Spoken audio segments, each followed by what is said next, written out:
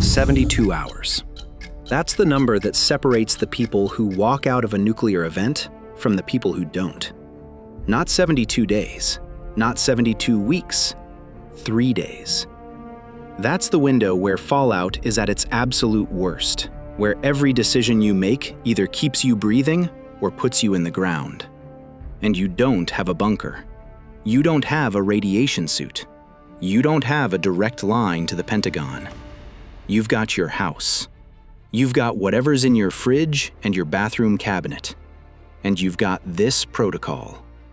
Let's make it count. Phase 1. The first 60 seconds. The flash comes first, a light so bright it turns midnight into noon and paints shadows on concrete walls like permanent photographs. Your first instinct is going to be to stare at it.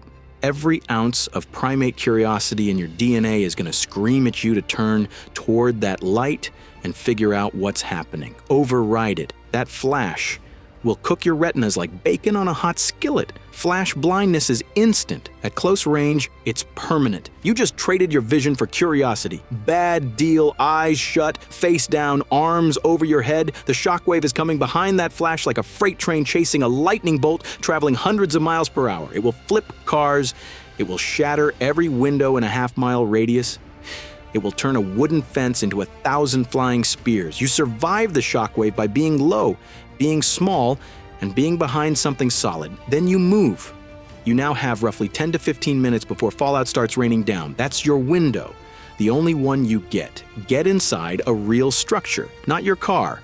A car is a metal oven that does nothing against radiation. Not a shed, not under an overpass, inside a building with actual walls, brick, concrete, stone. The thicker the walls, the more you live. A basement is the jackpot. An interior bathroom with no windows is runner-up. A hallway closet in the middle of your house, bronze metal, but you're still on the podium. Go down, not up. Every floor above ground level is exponentially more exposure. Radiation decreases with mass overhead. A basement with a few feet of earth above it cuts your radiation dose by 90%. Windows are the enemy now. Glass doesn't stop radiation, and after a shockwave, glass stops being glass and starts being 1,000 tiny knives moving at supersonic speed. Don't go back for your phone. Don't go back for your wallet. Don't go back for anything. The electromagnetic pulse from that detonation probably killed most electronics within miles anyway. The EMP fries anything with a microchip that was powered on or plugged in. Your phone, your laptop, your car's electronic ignition, the traffic lights, the gas pumps, all offline. Welcome to the 19th century. Population: everyone within blast radius. Phase 2. Seal, strip, shield. Hours 1 through 6. You made it inside, heart hammering, hands shaking, adrenaline turning your blood into battery acid. Good. You're alive. Tutorial's over. Now comes the real game. Step 1. Strip. Before you do anything else, everything you were wearing outside comes off. Right now. Right here at the door. Shoes. Off at the threshold, jacket, shirt, outer layer of pants, gone. Bag it or leave it by the entrance. You just eliminated up to 90% of the radioactive contamination on your body by ditching your clothes. The science is simple and it's beautiful. Fallout is dust. Radioactive particles that settled on your fabric and your skin like the world's deadliest glitter. Remove the dust. Remove the radiation source. You're not radioactive. Your clothes were. Wipe down every inch of exposed skin with a damp cloth. Face, hands, arms, neck, hair, especially hair. Hair traps particles like Velcro. Be thorough, be fast. Do not waste clean water on a full shower right now. Every drop you have is currency. You'll need it for drinking over the next 3 days minimum. Wipe down, don't rinse off. Step 2. Seal. Find the room in your home farthest from any exterior wall, fewest windows, fewest doors. Ideally 0 of both. Basement room. You hit the jackpot twice. Interior bathroom on the ground floor. Solid. Hallway closet surrounded by other rooms. That works too. You want as much building between you and the sky as physically possible. Now seal it. Duct tape over every gap around the door frame. Plastic sheeting. Garbage bags work if that's all you have. Over any vents. Wet towels stuffed under doors and into cracks. Turn off your HVAC. Furnace off. Air conditioning off. Any system that pulls air from outside is now a fallout delivery service pumping radioactive dust directly into your lungs. What you're building here isn't a bunker, it's a sealed box. The fallout outside is just physics. Tiny radioactive particles settling from the atmosphere like toxic snow. Your job is to keep those particles out of your air, off your skin, and out of your food and water. Step 3. Shield. Gamma radiation, in the primary killer from fallout, passes through air like it's not even there. But dense material stops it. Concrete, brick, packed earth, steel, even water. The denser the barrier, the more gamma rays get absorbed before they reach you. Here's your mental math shortcut. Every time you double the thickness of your shielding, you cut radiation exposure in half. 1 layer of bricks, half dose. 2 layers, quarter dose. 4 layers, 1/16. The math is exponential, and for once, exponential is working for you instead of against you. Start stacking. Push your couch against the exterior wall. Pile books. The heavier, the better. That encyclopedia set your parents refused to throw away. It's now radiation shielding. Congratulations, Britannica. You finally found your purpose. Your refrigerator weighs 300 pounds and it's full of food. Drag it into your hallway. It's mobile shielding and a supply cache. Your water heater is a 40 to 50 gallon tank of drinkable water just sitting there waiting to be useful. Fill trash bags with dirt or sand if you can safely access outside areas before peak fallout hits. Each bag is 50 pounds of shielding. Stack them like sandbags around your sleeping area. Build your nest in the dead center of the room, maximum distance from every exterior wall. Pile your shielding around this position. Make it livable enough to sleep in because you're going to be here for a while. The 7 to 10 rule. The math that saves your life. Here's the single most important piece of nuclear survival science you'll ever learn, and it fits on a napkin. For every 7-fold increase in time after detonation, radiation intensity drops by a factor of 10. 1 hour after detonation, radiation is at peak. 7 hours after, it's dropped to 1/10. 49 hours? That's 7 times 7, roughly 2 days. It's dropped to 1/100th. 2 weeks? 1,000th of the initial dose. That curve is steep. Physics is literally healing this wound for you. Atom by atom, decay event by decay event. All you have to do is stay inside and let time do the work. This is why the first 48 to 72 hours are the absolute kill zone. The radiation outside during this window is astronomical. Going out there during peak fallout is a death sentence measured in hours. But after 72 hours, the worst has passed. Not all of it, but the worst. That's your milestone. That's what you're surviving toward. 72 hours. Water. The non-negotiable. Now let's talk about keeping yourself alive during those 72 hours, starting with the one resource you absolutely cannot fake. You can survive 3 weeks without food. You cannot survive 3 days without water. Your kidneys fail. Your blood thickens. Your brain swells. Dehydration doesn't negotiate. 1 gallon per person per day, such minimum. That covers drinking and basic hygiene. 3 days means 3 gallons per person. Family of 4, 12 gallons to survive the critical window. Anything that was sealed before the blast is safe. Bottled water, canned drinks, sealed containers. Fallout particles cannot penetrate plastic or glass. If the cap was on, the water is clean. Your hot water heater is sitting in your basement right now holding 40 to 50 gallons of drinkable water.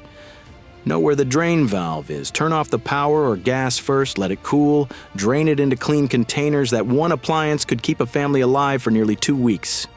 Do not drink from open water sources. Rivers, puddles, rain collected after the blast, all contaminated. That rainwater was literally inside the mushroom cloud. It fell through a column of radioactive debris on the way down. Desperate for water and all your sealed sources are gone? Distillation. Boil contaminated water, collect the steam, condense it. The radioactive isotopes, cesium, strontium, stay in the pot because they don't evaporate at water's boiling point. The steam is clean. The condensed water is drinkable. Food is simpler. Anything sealed before the blast is safe to eat. Canned goods, boxed pasta, sealed rice bags, peanut butter, protein bars. Wipe the outside of the container before opening. Fallout dust might be on the surface. Fresh food that was exposed, contaminated. Your garden vegetables, anything that was sitting on your counter near a window, leftovers that weren't covered, all of it absorbed or collected fallout particles. Skip it. Ration smart. Count your total food supply. Divide by people. Divide by day. Stick to the number. Your body can run on 1,500 calories a day in survival mode. You're not training for the Olympics. You're sitting in a room waiting. Your metabolism can adjust. Phase 3. The waiting game. Hours 24 to 72. This is the part nobody talks about. The waiting. You're sealed in a dark room. Your phone is dead. The internet doesn't exist anymore. You don't know what's happening 3 blocks away, let alone 3 states away. Your only connection to the outside world is a battery-powered radio, a M/FM shortwave. Whatever picks up emergency broadcasts, that radio is your lifeline. Guard it like the irreplaceable tool it is. Emergency broadcast systems were built for exactly this scenario. Authorities will communicate when they can. Radiation levels, evacuation zones, safe corridors, supply drops. Your job is to listen and follow verified instructions. The temptation to open that door will be overwhelming. Every hour, your brain will manufacture a new excuse. Maybe it's fine out there. Maybe the wind blew the fallout away. Maybe the radio is wrong. It's not fine. The fallout doesn't care about your optimism. Your feelings are not a Geiger counter. Sit down. A Geiger counter is the only honest voice in this situation. It measures ionizing radiation in real time. The clicks tell you the truth. No spin, no wishful thinking. Below 1 Röntgen per hour at your exit point, brief trips become survivable. Above 5, you're on total lockdown. No Geiger counter, you're flying blind. You're relying entirely on radio broadcasts and hoping the information applies to your specific block. Fallout doesn't spread evenly. One street might be survivable, while the next is lethal. Hot spots exist everywhere. Consumer Geiger counters cost $50 to a few $100s. The cheap ones aren't lab-grade precise, but they tell you the one thing that matters, or sabo de Dorequan says. Is it safe enough to open that door, or is it still a death sentence? That information is priceless when you're the one standing behind the door. Create structure in the chaos, set a routine, wake at the same time, eat at set intervals, check supplies, monitor the radio, exercise if space allows, push-ups, stretches, anything that keeps blood moving. Your brain needs routine the way your body needs water. Without structure, fear and boredom will eat you alive faster than the radiation outside.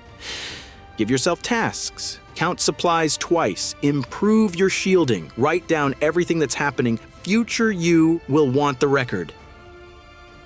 The go or die decision. Sheltering saves lives. That's the default.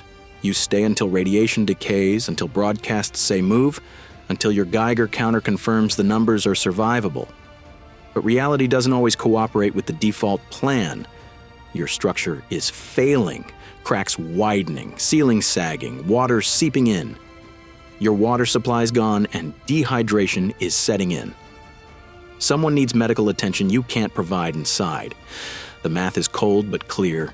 Dehydration kills in 3 days. Radiation exposure from a brief trip might not kill you for weeks, months, or years, depending on dose. You choose the slower risk over the certain one. If you go out smart. Cover every inch of skin. Long sleeves, long pants, gloves, hood, mask over your nose and mouth. N95 if you have one, bandana if you don't. Any barrier between your lungs and those particles. External contamination on your skin is bad. Internal contamination, particles in your lungs, is catastrophic. You can wash particles off your skin. You cannot wash them out of your lungs. They sit there irradiating tissue from the inside 24 hours a day, and there's nothing you can do about it. Move perpendicular to the wind direction. Don't walk toward the blast site. Don't walk downwind. That's where the heaviest fallout drifted. Move sideways. Stay on high ground. Avoid ditches, valleys, low spots where particles pool like invisible puddles of poison. Set a hard time limit before you step outside. 15 minutes, 30 max. When the clock runs out, you return. whether or not you found what you needed. Discipline saves lives out there. Greed and optimism kill. Decontaminate the second you get back. Strip outer layers outside the shelter entrance. Bag them. Wipe down before crossing back into your clean zone. You're maintaining a hard line between the hot world and your safe space. The gear that actually matters. Let's be honest. Most people watching this don't have a go bag sitting by the door. That's fine. You can fix that this weekend for less than the cost of a night out. Priority 1, Geiger counter or dosimeter, $50 to a few $100. This is the one piece of gear you cannot improvise. You cannot build a radiation detector from YouTube tutorials and good intentions. Either you have one or you're guessing. Priority 2, water. 1 gallon per person per day for 3 days minimum, 14 days if you want the full safety margin. Bottled water lasts years in storage. Rotate your stock. This isn't complicated. Priority 3, battery-powered emergency radio, $20 to $50. When every screen in your life goes dark, this is how you stay connected to instructions, evacuation routes, and hope. Priority 4, sealing materials, duct tape, plastic sheeting, garbage bags, available at any hardware store for under $20 total. These materials keep fallout dust out of your lungs while you wait out the decay curve. Priority 5, food, non-perishable, ready to eat. Canned goods, rice, pasta, peanut butter, protein bars, 3 days minimum. Stock what you'll actually eat. Nobody wants to survive a nuclear event just to face a can of lima beans they hate. Priority 6, first aid kit, plus any prescription medications you depend on. Minimum 30-day supply of critical meds. Antibiotics if you can get them. When hospitals don't exist, a bandage and some antiseptic become your entire healthcare system. Priority 7, potassium iodide tablets. These protect your thyroid gland from radioactive iodine, but only if taken within hours of exposure. They saturate your thyroid with safe iodine so the radioactive version can't bind. It's prevention, not a cure, and it only protects one organ against one isotope. It's not a radiation shield, it's targeted defense. Total cost for everything I just listed, $300 to $500 depending on family size. That's less than most people spend on streaming subscriptions in a year. It's the cheapest insurance policy against the worst case scenario.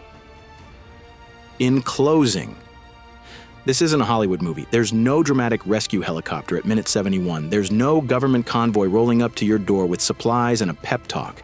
There's you, your sealed room, your rationed water, your radio crackling in the dark, and the physics of radioactive decay working silently in your favor, hour by hour, atom by atom.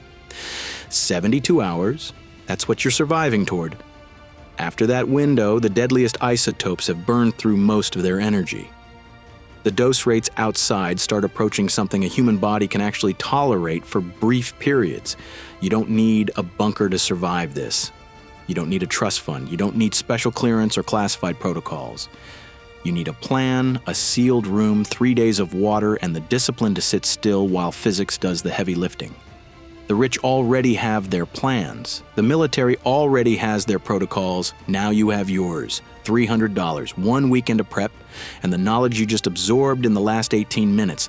That's the difference between being a statistic and being a survivor. When that flash lights up the horizon, you'll have 30 seconds to decide who you are. The person who prepared or the person who hoped it would never happen. Your call. Your life. Your 72 hours. Stay sharp. If you stay ready, then you don't have to get ready.